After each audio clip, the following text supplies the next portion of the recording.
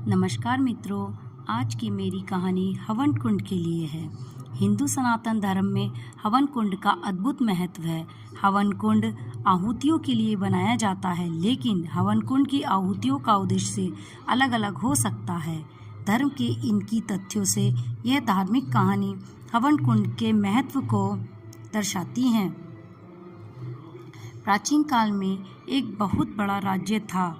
उस राज्य में धन की निरंतर कमी बनी रहती थी। राज्य में कोई श्रेष्ठ राजा तो नहीं था। हाँ, छोटे छोटे जमींदार अपने अपने स्तर पर राज किया करते थे। राज्य के अंदर आने वाले सभी गांवों की व्यवस्था निरंतर बदतर होती जा रही थी। गरीबी की वजह से लोगों को दैनिक जीवन में समस्याएं उत्पन्न होने लगी। खाने पीने की चीज़ों की भारी कमी आ चुकी थी, जिसकी वजह से लोग कीड़े मकोड़े सांप बिच्छू तक खाने लगे। एक रात एक बुजुर्ग सड़क पर तड़प रहा था। रास्ते से दो व्यक्ति गुजरते हुए उसे देख लेते हैं। वह तुरंत उसकी मदद के लिए उसके पास पहुंच जाते हैं, लेकिन जैसे ही वह उसे हाथ लगाते हैं, दोनों ही उसी तरह तड़पने लगते हैं और देखते देखते कुछ घंटों में ही उनकी दर्दनाक मौत हो जाती है। रात भर सड़क पर तीनों लावारिस पड़े रहते हैं। सुबह होते ही उनकी तीनों के आजू बाजू लोगों की भीड़ लग जाती है। तभी दो लोग उन्हें उठाने जाते हैं, लेकिन ये दोनों भी किसी बीमारी से ग्रसित होकर तड़पने लगते हैं। राज्य में एक अनजान महामारी ने अपने कदम रख दिए थे। दोनों को तड़प कर मरते देख किसी की हिम्मत उनके पास जाने की नहीं होती। सभी घबराकर इधर उधर भागने लगते हैं। प्राचीन काल में राज्य के गाँव में वैद्य हुआ करते थे। संयोग से पास ही के एक गाँव में एक वैद्य की कुटिया थी। सभी वैद्य जी के पास जाकर मरे हुए लोगों की जानकारी देते हैं। वैद्य जी भागते हुए उसी स्थान पर पहुंच जाते हैं जहां वे मृत अवस्था में पड़े थे। महामारी के चलते वह उनके नजदीक नहीं जाना चाहते थे। तीनों का शरीर काला पड़ चुका था, जिससे वैद्य जी को आभास हो रहा था कि यह कोई जहरीली वायु का प्रभाव है और हो ना हो यह वातावरण प्रदूषित हो रहा है। वैद्य जी सभी को अपना चेहरा कपड़े से ढकने को कहते हैं। महामारी अपरिचित थी, जिसके बारे में सभी अभी तक किसी को कोई जानकारी नहीं थी।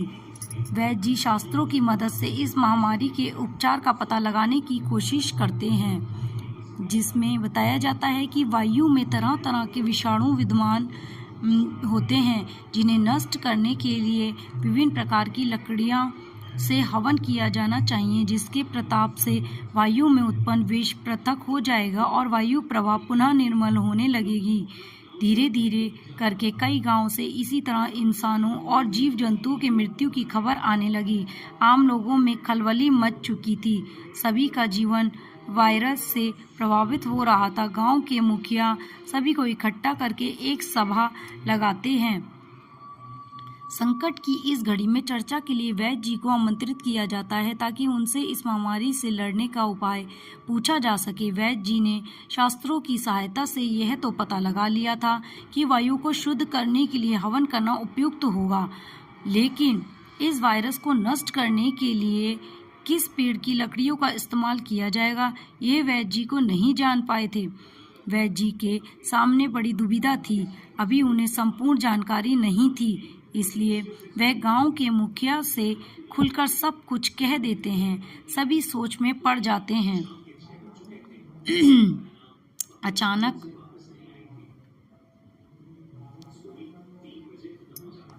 अचानक गांव के मुखिया वैद्य जी से कहते हैं, क्यों ना हम हवन कुंड में इस्तेमाल की जाने वाली सभी लकड़ियों का एक समूह बनाकर हवन करें। वैद्य जी को मुखिया की यह सलाह अच्छी लगती है और वे शास्त्रों में बताई गई सभी लकड़ियों को लाने का कार्य गांव वालों को सौंपते हैं। कुछ लकड़ियां तो आसानी से प्राप्त हो जाती हैं, लेकिन कुछ ऐसी दुर्लभ लकड़ियां भी थीं जिन्हें प्राप्त करने के लिए पहाड़ की ऊंचाइयों तक जाना पड़ेगा, जिसके लिए बहुत समय लगेगा। तभी वैद्य जी को एक विचार आता है। यदि पहाड़ के ऊपर जाकर हवन किया जाए तो आसपास के सारे गांव की जलवायु शुद्ध होगी, जिससे और भी अतिशीघ्र समस्या का समाधान होगा।